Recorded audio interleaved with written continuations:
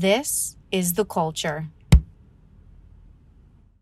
Hello, everybody, and welcome back to another episode of the Cinema Wave podcast. We are back to talk about the penultimate episode of True Detective Night Country, the fourth season of the HBO series, the anthology series. I am one of your hosts. My name is Darian Zach. I am joined, as always, when we talk about True Detective, by Zach Miller. Hello. Hello. So, this episode dropped earlier than it was supposed to. And the fun fact about this is both of us waited longer to watch. I was putting it off. Yeah. We both put it off. If you guys haven't seen our episodes prior to this, we have been reviewing it week to week. So we reviewed the first 4 episodes. Check those ones out first if you want our thoughts on how we really believe that this season just completely got derailed over weeks 3 and 4. And we talked a lot about, in the last couple episodes, we needed to see momentum. We needed to see something really drastic happen. And the thing is that there is something drastic that happens within this episode, but does it do enough to save the series as a whole? I would argue no. It excites you as a viewer, like it's shocking, but is it just there for shock value? I don't think it is. Again, I think it sort of plays into the story of where we were going and a lot of what happens with the relationship between Hank and Pete and Danvers, but we'll get to that eventually. But this episode as a whole, just broad strokes, broad thoughts. Zach, what did you think? I actually liked this episode definitely more than 3 and 4, and probably just as much as 2. I think episode 1 is the strongest for me still so far, but this episode, we finally get a lot of the action or the momentum buildup. There's a lot more of the leads that they're going to take to the end of the road. But to me, I feel like this is happening too late in the show. I think that's my biggest critique of this episode is the events are so major to be happening this late that the next episode is the finale. So I think everything is going to get wrapped up very rapidly. And it makes a bad case for how the characters and the arc of the case developed the rest of the season. So yeah, I think that we both talked about on last episode, the pacing and the struggles with sort of just letting a lot play out over episodes, and the fact that the season as a whole is shorter than the 3 previous installments is like, it's nerve-wracking because it's like, all right, did you have enough even in the story then to do 6? Like, why didn't you just make it a 4 episode limited series? If like to me, I'm not a huge, like, I understand some, it's weird because some streaming services, and I mean, it's different for network TV, but like streaming services and premium networks, they're like, oh, you need a certain amount of episodes, right? Like you need 10 episodes, you need whatever. I don't think that was the case with this. Like, I actually don't really mind even when you get something that's like an odd episode count, right? Like, it doesn't really bother me. I just want however long it's going to take for the story to wrap up in a good way, and in a way that keeps me engaged as a viewer and gets me excited for the next episode. This, I haven't felt that at all since the first episode. And then, I mean, the second episode, I like the second. I don't know if the second episode is my favorite. One's probably still my favorite too, but 2 has like the whole corpsicle angle. I just thought was the most intriguing part of it all, and then it kind of gets derailed and it doesn't mean anything. Yeah, like by the end of this. So yeah, I agree. There are aspects of this episode that I definitely like more than the previous 2 weeks. But I think it's hard for them to try to wrap everything up in such a successive way, basically on like the back half of this episode and going forward with the finale. Because you're right, like next week's the finale. There's a lot that we're gonna get in a 1 hour sequence, and I think this was the longest episode. I think so. It was an hour and a minute, and I think a lot of the other episodes fell a little under an hour. So I don't know if like the finale is gonna be like an hour and a half, which like if so, then why didn't you do it a different way? I don't know. But what do you think about the pacing? Like, what do you like? I know you talked about how they're going to rush things, but how are you sitting with the pacing of the show? I like the pacing of this episode better because I felt like there was a little bit more to lean into, and there were there was progress in the case. There was things that were happening. They finally get to find this cave system. Otis is pointing out a big major lead that this might be where Annie was killed. You don't know how this is connected to the lab yet, but that's probably the biggest, clearest lead that the detectives have gotten so far. And so that was intriguing. And then meanwhile, in the background, they're talking about this cover up with Wheeler and the murder suicide that happened in the past. The murder suicide, because now in this episode, it's become evident that Navarro and Danvers have covered up that side of the story that he was dead when he got there. That's another thing I want to talk about it too, is that backstory. I actually appreciate. I liked what they did with that. I think that should have been more in 3 and 4, or the middle ground while the case is happening. There were flashbacks to it, but the way that they would acknowledge it was like, oh yeah, that thing that happened, 20 years ago, or like 5 years ago, like whatever. They would talk about it, but it wasn't an active, like Navarro was trying to cover up anything. Like it was just always in the background, but somehow everybody knows about it this whole time. Yeah. Like this episode, Hank knew about it and Connolly knew about it. And basically any major police obstacle for them knew about this, but they decided to not use it. And now this episode, they use it as blackmail. Yeah. That, hey, you got to stop pursuing what you're pursuing because we'll just dig up this dirt on you.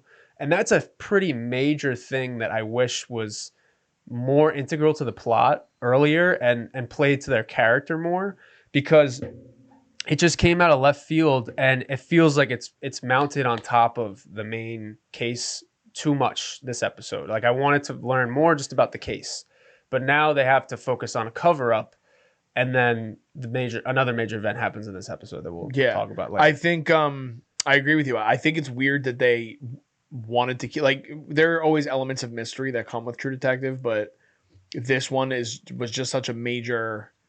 They wanted to keep the audience in the dark for so long, and there wasn't enough baked on the back of the other story that they had, the other case that they had, to make it like this is more interesting than a lot of what we've seen the last 2 weeks.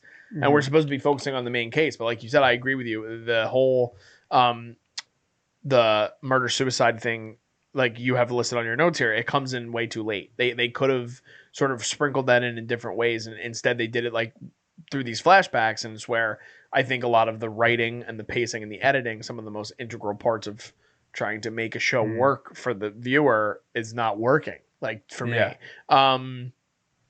Navarro is another one. Like I agree.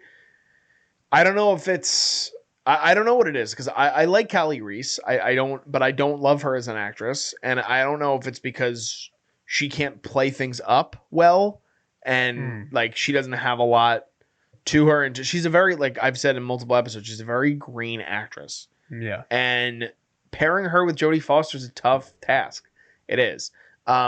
But not only that, but it shows a lot more when your actors don't have a lot to pull from in terms of the script and in terms of the story. And like, I do think that there was a layer with this other case that you could have shown a lot more through Navarro, like you were talking about. Like, you just don't really see it at all throughout the whole season. They don't play off of that.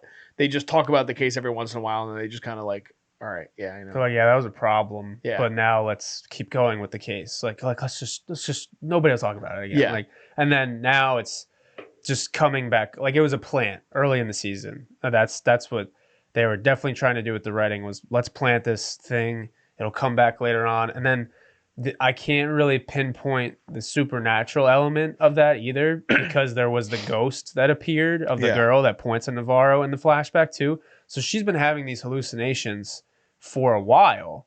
So because I thought it was just going to happen, presently after a couple of the deaths, and like her sister just passed away. So that triggered a lot more hallucinations. But that I really want to get a little bit more explanation in that by the finale. And there's still a lot of open-ended questions. Like I feel when I picture the finale coming up, they're going to have to find the fisherman, Tucat. They're going to have to find Clark or Raymond Clark, like which or it's just going to be left. And that's what I'm worried about. I'm really worried that we're going to be in a situation in which we're going to have a lot of unanswered questions and a lot of holes still in the plot. And we're going to be like, oh, okay. They wrapped it up okay. And then the show as a whole, I think, is just going to be pretty mid. Like, I think it's just going to end up in that, like, 6 range. Like, because, again, this episode ups the stakes, ups the ante. They do a better job in this episode. And it feels like there's going to be a lot that happens in the finale, you would hope. But there's so much shit they need to do pack now. in. They got to pack a lot of material, and the biggest material into that. Yeah. They still have... Because they waited until now to talk about it. Yeah. Yeah. And they haven't explained the significant... Like, at this point, too, the Easter eggs from season 1 have no significance. Like, they definitely tie into the funding of the mine, the Tuttle Corporation ties into that, the spirals for sure, but there's no relevance to season 1. They could have made... I don't think there's going to be any of that, by the way. Yeah, I think exactly. they just did it for the one, and we talked about it. It was definitely a major talking point in our second episode, and it was a major talking point for the internet because obviously then Pizzolatto commented on it, but I think a lot of that was HBO being like, all right, fan service. Yes. Yeah. It's basically like fan fiction. It was like trying to interweave it with something else, and that's a dangerous place to play in. That's a dangerous playground as a writer to sort of now take your ideas off the back of somebody else's and not really have a payoff for it. It's like right.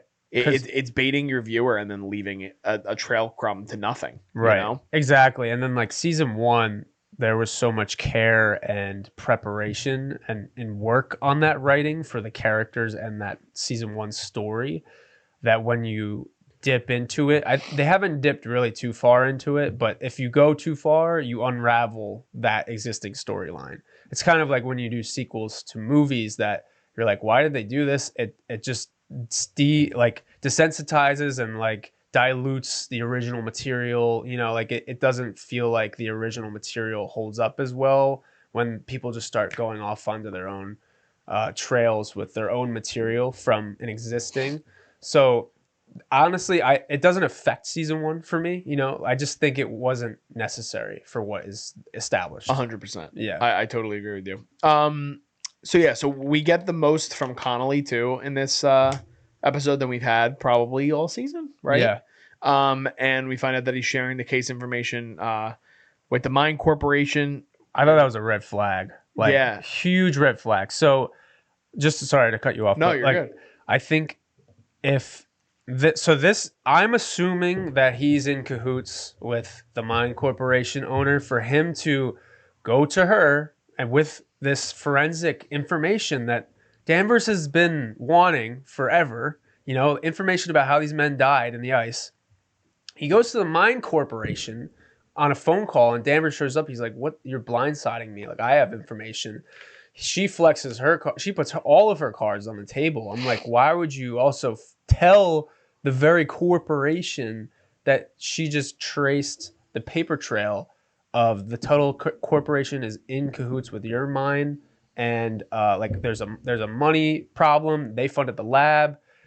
The lab is giving out false information saying, oh, everything's fine, even though they're being funded by the mine. So it's like when she gave away the corruption to the mine, I thought that was a little brash. But Connolly sharing the forensic information with the mine woman before Danvers, I was like, okay, I think he's in on it. And if he's not in on it, I will actually be a little bit more upset because then that's just bad writing. Yeah. You know? So what do you think? So, no, I agree. And that's the Mine Corp. Correct me if I'm wrong. The Mine Corp scene you're referring to in general is the one where they're in like the office, the big, the long table scene. And Danvers has the line where she talks about like, just because he's not a good fuck doesn't mean you have to hold this against me. And that I thought was like also weak writing because I was just like, all right, so we're just going back to this. Like this is, I agree with you though. It backs themselves into a corner now because, especially with what we're going to eventually get to with Hank, like who do you go up against now at this point? Like, are you just going against a supernatural or are you now just going to wrap up the mine thing? Is the mine going to get involved now with what happened with Hank? Like what? It's a lot of open-ended. They have so many things. It's why I think that they back themselves into a corner, truthfully, because you finally get a couple of really intriguing storylines going forward. And now it's like, for the first time since the beginning of the season, I'm like, I kind of wish this was 8 episodes. But then at the same time, you can't look at it like that. You have to look at it for what it is. Yeah. And it's like, why did they waste so much time in episodes 3 and 4 basically giving us nothing? Right. If they were trying to also give us more about the characters, like we didn't get that. It was very clear that we didn't really get any more backstory or any more character development with Danvers or Navarro, really, at all. Yeah. Even the thing when we... Should we jump into the Hank thing and then return to the other stuff? Well, let's start with like what they revealed first. Okay, with go Hank. ahead. Yeah. But okay, so I was a little frustrated that they pulled back the curtain on Hank that easily because it felt like a cop out. Like we had been suspicious of him so far for a while, but the previous episode they did this sappy emotional thing where okay, his date didn't show up on for Christmas. That sucks. Like whatever. But why are we now? Why did you paint him that way and then flip it like he is a sheer villain in this? Like he's complicit in the murders. He's obviously partnered with the Mine Corporation. He's a mole and within the police department, so he's keeping an eye on Danvers and the case and stuff like that. We already kind of were suspicious of that, but when you just go and cut to a scene of them sitting in a car and you're not having a detective find out that Hank is in cahoots, like if there was a security camera and you're like, holy shit, that's Hank, like Danvers didn't put that together. Yeah. So that's why I feel like it's a disservice of to the audience of your writing in that sense, because, and to go off of that, if that's what you're going to do, why didn't we get that scene and that moment for the story earlier? Yeah. Like there was no reason. They could have played the long game with it and like tried to trick him into something or yeah, because the way they've been playing it is like Danvers is going to discover all these things like the corruption, the pollution, or like the supernatural. Like she's going to put it together with Navarro. She's going to do all of that. But that was the biggest twist of the series or the season so far, and for it to just be a cut to the scene and it's like, oh yeah, guys, like Hank's in on it too, like, oh gotcha, like okay, all right, and then he's like, okay, I'm not a killer, like I'm not going to do this, and then the subsequent scenes is like he kind of plays complete opposite of what he just said. Yeah, his character writing in general kind of goes back and forth too, because I like what you talked about with last week's episode where they kind of paint him in a different light where he's like really upset and he tries to get closer with his son because of it, and they have like the nice moment in the police department. Even when Danvers calls him on the phone, he's like, it's Christmas Eve, like leave the kid alone, or Christmas Day, whatever he's saying. And then even I think it's this episode too where they have a couple of moments and he talks about the story when he was younger. That's this episode too, right? On the pond doing the ice hockey. Yeah. So you have those moments, and then they don't really know what they want him to be. And the thing is, I can understand if you're trying to flip that for the audience, but there's enough there where he's even an asshole to his kid, and he's very mysterious himself. Like, why does he have a whole fucking room of files? Like, right. Don't show that early then if you want to sort of paint him as a good guy. Exactly. Oh, he's hiding amongst the what is it? The sheep or a wolf among sheep or something. Yeah, exactly. So, yeah. But then so we eventually see him kill the heroin junkie. That Danvers almost immediately. Yeah, and even though she tells him not to do that, and then by the way, like Danvers is kind of a little too chill about it. Like obviously she didn't want it to happen, but it feels like it happens, and then she's like, "Oh no!" I'm like, "What the fuck?" That's like the person you needed for all of it. That was your only lead, and you just had a man get killed in your living room, and you snuck him fucking heroin, and got him out of prison to come to your house to like give you the answers, and like it's fucking crazy to me. It just felt cheap, very cheap.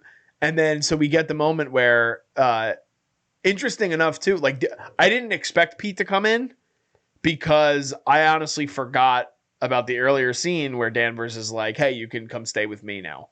I was still thinking, oh, he's still staying with Hank because he was staying with Hank the previous day. Remember, he calls him when he gets kicked out of his house. Yeah. And he's like, hey, can I stay on the couch? And he's like, yeah, it's not like the Ritz-Carlton, but whatever. Yeah. Fucking writing. But so he has the gun then pointed at Danvers. Pete walks in. And so did you think, spoiler alert for the people who are watching this and don't understand, but we've already dove way into spoilers. did you expect Pete to kill his dad? Because I didn't think so, but then there was a turning point in the scene which I think it was pretty obvious he was going to go that way, but it's still kind of shocking based on what his dad has done for him. And Danvers has done more, you could say, but at the same time, Danvers also is the major cause of why his fucking relationship is going to shit.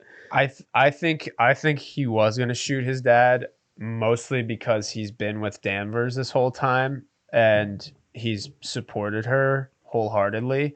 I think one other reason why I saw right through the writing was they were trying to do these like recurrent like flashbacks. He's like, oh, that one time I saved you in the ice, like that kind of thing. He's trying to remind him and double down. And then he's like, oh, blood is, before he gets shot, he's like, blood is blood. Yeah, like we got your back. I got your back, that kind of shit. So for like, he's doubling down, like, I'm your father, we're always going to be there for each other. And we always look out for each other, and even in previous episodes too. So they're trying to like paint that a little bit. But I mean, when you just see your dad waste a guy unwarranted too, and then he's pointing a gun at the chief of police, it's kind of hard to come up with a moral obligation to save your dad. Yeah. So I think it's, I don't know. I don't know if it's bad writing or I think it's just a situation of like, of course he's going to shoot his dad. If he's going AWOL, he just capped the dude in this woman's living room, and then he's going to like, he's going to go after the chief of police, and she doesn't have a gun too. It's not like, it's not like he had to make a quick decision. If she had a gun like too, they're both pointing at each other. Yeah. Yeah. Then it would have been like, wait, who do I trust? Then I would have got that a little bit better. But because it was man on unarmed woman, I think I knew that was coming. Yeah. I will say, despite a lot of the faults that I think that this season has, the development of what we've seen with Pete and the way they might be trying to spin it, and maybe this is me overthinking it or just trying to trust the theme of kind of the overarching of what True Detective is. Pete really resembles the only case of purity in Ennis. Like, he's the only real good person. If you really take a look at it, like, and they double down on that this episode when you find out what happened with Danvers and Navarro and that they covered things up. This is the turning point for Pete. This is where, and he did still morally the right thing, like you said, but now he killed his father. Right. And he has to live with that forever. And I do think that is reminiscent of what we've seen in True Detective, because so much of it is based on detectives and cops doing things, going outside of the law to do things that they don't necessarily want to do. So I do respect that aspect of it, but I wish this happened like maybe last episode. Like I want to see more now develop, and now we don't have enough. And they show in the preview for the, like you said, there's so much they have to cover. And in the preview of next week's episode is kind of overwhelming because the ice cave thing, and like my brother's like, yeah, I'm pretty excited for that. I think that looks cool. And I'm like, no, it is cool, but like, and that's a great ending set piece. But what about all these other things that we haven't uncovered? Right. Like, we're gonna be left underwhelmed. I based on what they have laid out for us, very faintly, by the way. Like, they haven't, excuse me, they haven't given us all real details of what is going to come and real leads or anything like that. Like, there's a lot that we're not going to get a wrap up to. And it's like, do they then go to another season in Ennis, but not with these characters? Like, I don't know. I'm not trying to speculate. I don't know. But it's going to be hard. It's going to be hard for them to have a payoff that is going to be fulfilling to majority or all of the viewers, because this show is already, we've talked about, this season in particular is incredibly divisive. Like, it's either you really love it or you really don't like it. Yeah. So, but what did you think about Pete's character in general and sort of how they shape him maybe in the finale? Because they showed that he's loading his dad into the trunk of the car, right? Yeah. They show that in the quick preview. So I think it's like this moment, like we're saying, I wish it happened earlier, because then it would have taken a little bit of an Ozark type twist where they get themselves into sticky situations and you're like, how the heck are they going to get out of this? How are they going to cover that up? If there was more time, I would feel a little bit more anxiousness, but now that I know that they're gonna have to resolve it in only an hour left. Meanwhile, the biggest case part is yet to be resolved. I'm very skeptical on the ending, like you're saying, because even the supernatural elements and the night country, like they keep talking about, I feel like that might be like a cliffhanger, or like, oh yeah, like people just get consumed by the night. That's like what I was thinking. That type of thing. And then there might be some direct connections with the mine, and some people killed them, but who know? I don't know. I just really. I think I also. Sorry, this is another point from earlier, but the thing with the corpsicle too is the Alaska branch was saying that they had cardiac arrest, or they suffocated from that like freak avalanche type thing. So, but then it also didn't explain, like, I think either Connolly's a bad cop or he's covering it because he didn't acknowledge the fact that they're all naked. Yeah. Like, you don't just strip down before an avalanche. That's a fair point. You know? Wow, good thing. That just went over my head because the show's so that's fucking why disinteresting to me. Yeah. So that's why I was thinking, like, I'm also surprised that Danvers and Navarro didn't say that in the moment, because it could be like, how is it natural causes? They're all naked outside in the freezing cold. Giant orgy. On top of each other. In the middle of the ice. Like, you're not all on top of each other if an avalanche happens anyways, and you're naked. Well, so here's the other thing, and this is maybe too inside baseball-ish.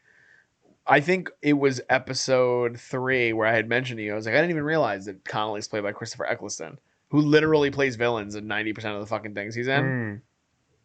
That's it. Like, to me, like that, and it's unfortunate because it's like he's so typecast as a villain, and they sort of put that shade, that armor of him being something different, obviously, and trying to be the right kind of guy. Yeah. But I do think that he has a massive part of what's going to happen, and maybe something else will come out of that, or they're not going to reveal shit. And that's what I'm worried about. Like you said, I don't know if we're going to go down a hole in which like both of them get consumed by the night country, and then it ends with like somebody looking at the screen going like, yeah, or it's just another wraps up. Like I just feel like that's what's going to happen, and it sucks because there are elements of this season that could be really great if they were fine tuned, and that's why I'm so not skeptical, but just confused on Issa Lopez. Like, she did so many rewrites of this script. Like, I'm so curious on what the other versions of this looked like, because you can tell that there is the core of a really good story in here, but it's not executed particularly well. And I think that that's where the show is going to kind of fall flat. And it's going to be regarded as one of the, I mean, it's tough because there's only 4 seasons, and 2 is really not regarded very highly at all. And 3 was kind of mixed. But in my opinion, like you said, there's so much they would have to do in order for this to completely pay off and not make it feel like, as a viewer, we were being dragged along for something that was underwhelming. Like, I don't think we're getting Raymond Clark at all. I think, and he's mentioned in every he's been mentioned every single episode.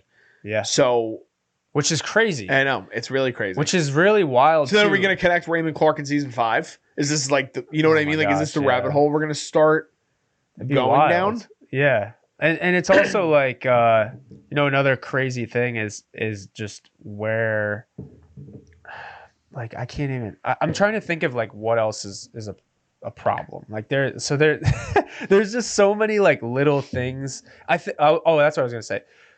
Even if we got like clear, definite conclusions, I don't think that those episodes 2, 3, 4 had all setup elements for this conclusion. Yeah, like, I think it still was a little bit of squandered time, and they could have included a lot more of the elements injected into those narrative episodes than waste the time and then put it in the last 2, because we have to get most of our answers next episode. We have to. If we don't, it would be a waste of time as a whole for a season. Yeah. So this is going to be probably a weird comparison, and I guarantee Liz, who's producing this, is going to laugh at me when I say it. But Loki season 2 has 6 episodes, right? Same exact time frame of episodic what this series is trying to do. Now, Loki is a continuation of season 1. You haven't watched Loki season 2, right? No. Okay. So episode 1 starts and it's very familiar. It feels a lot like the first season. And you get elements of that with this, right? Yeah. Episodes 5 and 6 of Loki season 2 are like a ginormous wrap up of essentially like this 12 episode thing with Loki. But they're able to do it. And a lot of people in episodes 2, 3, and 4 were like, oh, this is cool, but it's not as good as like season 1 because it were these little things that they were kind of alluding to. And then you have the giant wrap up in the end and it makes it this really extravagant thing. The writing, though, in that show is so different. And they showcase in the last 2 episodes. Now we're going into the last episode, like next week. Yeah. They showcase how every single little foil plays into the overall arc. If you do that with this, like you were kind of just saying, doesn't have the same effect as a payoff because you're sitting there as a viewer just like bored out of your mind because you're like, right, all right, there's nothing I'm more curious about. There's nothing. They don't make it exciting. They don't give you things to speculate. Like, remember the first 2 weeks we did this and we were like, oh, I wonder like who could the killer be? They're bringing somebody else in. Now they're doing this. Yeah. You don't get anything. We don't get suspects. Nothing. Yeah, we don't get like from 3 and 4 leads. We don't get So kind of what you're saying. So I think that in terms of like they didn't lay the groundwork well enough, and I don't know what came from that because it's obvious that they had a lot of time to do this. I mean, I don't know from inception to execution when it like right, but it's been years since the last season of True Detective. Yeah. Like they could have taken their time. Like it's not like people were. I mean, of course, people are always clamoring for more stories within this anthology series because the first season is always so beloved, and I do think it's unfortunate and unfair to compare because I don't know if anything will ever get to that level. But they could have taken their time with this, and the fact that it feels like they didn't is what bothers me so much. And I don't know if that's an HBO thing. I don't know if that's an Issa Lopez thing. I don't know. But it bothers me because I do think that there's, like I said, there's so much in the themes of what they're trying to achieve that they're just not laying the groundwork properly. And the only thing you can blame in terms of that is writing. Like what, like, you know what I mean? What else would you be able to say about it? Yeah, exactly. I think it's especially because it's a detective show, you have to have the writing and where the leads are going to take you. Like, where is this? That's literally all thrillers and detective movies is where is the story going to take us? Like, what are they going to discover? Who are they going to match this person to? Like, that all comes down to production writing, you know? Like, that's essential. So if it's not there, if it's not set up, if it's not clear, you lose people a little bit. And I think that's where we're at for right now. Should we go scores? Yeah. All right, what do you got? I'm going to go a 7. I think it's definitely better than the last 3 and 4. Like I said, I wish it would have happened a little earlier, these major events. Then it could have painted Danvers and Navarro a little bit differently earlier on too. I think if you had their talk of the old murder-suicide with Wheeler and you had this thing happen with Hank early, you would have been like, holy crap, should we trust these detectives? Like they're literally like killing people like out of vigilantism. Yeah. So that would have been a little bit different in painting the perspective and what lengths they were willing to go to complete this case. But now it just feels like there wasn't a weight to Hank dying as much because it has to get tied up super quick. And like they might even just sweep that under the rug for the most part. Be like, yeah, he was corrupt. And just be like, all right, yeah, well, there's a man dead. And he's like, one of your cops. Seriously. Like, and Navarro, that was another thing I didn't bring up. Navarro never got reprimanded for the beating. She just beat civilians the previous episode. She never got at the protest you're talking about, right? Yeah, well, no, she was driving around. She's like, her sister died. Yes. She's emotionally distraught. And then she's like, I'm just going to go kick that asshole's ass. Well, because she got her ass beat, didn't she? Yeah, but she started the fight. Yes, and agree. she was mouthing off, and then she starts like beating them. Yeah, and this is a weird place, bro. And I was like, and this Alaska's a weird fucking place. And you're like, okay, yeah, you know, my sister died too. I wouldn't go beat someone up as a cop. But, yeah. And then but there was no mention of it, so that's what I'm talking about. Yeah, no, totally. Yeah. But it's weird because I do think so much of what is baked in this show is the night country element. It's based on this town, but that's why I would have so much like they should have just named the show Night Country. It should have just been an entirely different thing. There wouldn't be any expectation. Yeah. It wouldn't have to be compared to True Detective. And I do think, like I said, it's a little unfair, but at the same time, like you shot yourself in the foot. That's what HBO decided to fucking do. Yeah. So what can you do? What's your score? I was at a 7. I bumped it down to a 6.5 as soon as you mentioned the part that neither fucking detective brought up about them being naked on the ice. Because it's like it's a legitimate huge fucking. And there was folded. Why would clothes. you not think that? There was folded clothes. Remember, they made a point to look at the folded clothes. Navarro was like, "Why are they folded?" So, yeah, like they got naked. Yeah, yes, they had to have. Somebody could have held them at gunpoint. Yes, yeah, yeah. Well, whatever happened. We don't know. We might not know. I know. We'll never know. We'll never fucking know. Show's gonna stick in my brain forever. I don't know. So we have one episode left.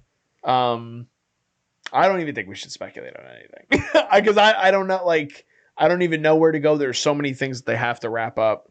I am intrigued to see what happens in the ice caves, and it seems that like a majority of this next episode is going to be taking place with the supernatural element sort of coming into it, which I'm not really bought into, but it's like I guess if this is what the show is, this is where we'll go with it. So I don't know. We'll be back next week to talk about it. I just feel like another person is going to die. That's a lead. Like Clark, they're gonna find Clark dead. Oh man, I wish we got to talk to him. I think they're gonna bring his name up again, and we're never gonna fucking see him in the history of the show. Yeah. Even though they hyped him up as this psychopath. And possible. Or he changed his name to Raymond Tuttle, who's like part of the corporation. Like they'll do some kind of cop out. I don't know. I'm just like, I think they're gonna maybe play into that like fan fiction a little bit. Like they might give a little backstory, like, oh yeah, well they're everywhere, and like, you can't stop them. Like they've been doing that. It'll be like a narration from Fiona Shaw's character at the end of the show. Yeah, and it'll just like be a panning shot of the ice. Yeah. Oh, and that's another thing. They were like, bring the body to Rose, and tell her like they had a code word line, right? Yeah. Yeah. So okay, all right, I'm going to get rid of another body like that. So they've done this before. Another thing, whoa, they've done this before. Like, what the, holy crap. So, and then, yeah, man, I'm just, it's sketchy. Oh, and then, another thing, sorry, real quick. No, you're good. When Hank, before he dies, he literally goes, yeah, I didn't kill Annie, but I moved her body. Why would you give that away? If he was actually going to survive that situation, you told that to the junkie, Danvers, chief of police, and you're pointing a gun at the chief of police. If Hank actually, let's just say Hank got out of that situation, why would he say that? Why would he give up his cards in showing that, oh, I moved her body? Why would he tell the chief of police that he was complicit in a murder? Maybe because he felt like he had the upper hand on knowing her shit. It's like but still, then you're just back and forth blackmail. Yeah, and it's like that was my thing. If he doesn't he say that after the junkie's already dead, and he says that to his son, which is even worse in my opinion. Because I agree. You have more people in the room. I think he's maybe. This is just me trying to understand the psychology of the character, which is such a speculative fucking thing. But it's like, it's maybe that he's trying to, in his own right, try to like say to justify his brother. Yeah, exactly. Yeah. Say to his son, like, it's not as bad what I did. Like knowing what she did. But you've done. But Pete doesn't know. Pete doesn't know what they did yet, right? Or does he? Does he find out in this episode? No, he found out because he was like, he's left-handed, and then he matched. Oh yeah, yes. The whole like computer file thing. Yeah. So he did that. He found out. But yeah, Hank is like, why would you spill the beans? Like, you've been hiding this secret for some time now. You thought it was gonna go away. Why would you reveal it right now? Yeah. I guess upper hand, but that was a lazy writing thing to me. But that's sorry. No. Ramble. too much lazy writing in this show, unfortunately. Yeah. All right, so that's gonna do it for us for episode 5, the penultimate episode of True Detective's 4th season, subtitled Night Country. If you guys haven't seen our previous episodes, go and check those out before the finale. If you guys are binging the show, if you guys waited until all of them drops before the finale, you guys can go back and watch all our other videos on that. If you guys can, please leave a like on this video. If you guys can comment, we're on the road to 500 subscribers, so please help us out in that pursuit that we're going for. You guys can subscribe to us. We are the Culture Wave Media Network. You can also follow us on social media. We're at Cinema Wave Media on Instagram, as well as on Threads, Facebook, and TikTok. We're also at _Culture Wave Media on Instagram, and at Jersey's Finest Pod for our other podcast as well. Just signing off, I am Darian Scalamoni. I'm Zach Miller. And we'll see you guys next time.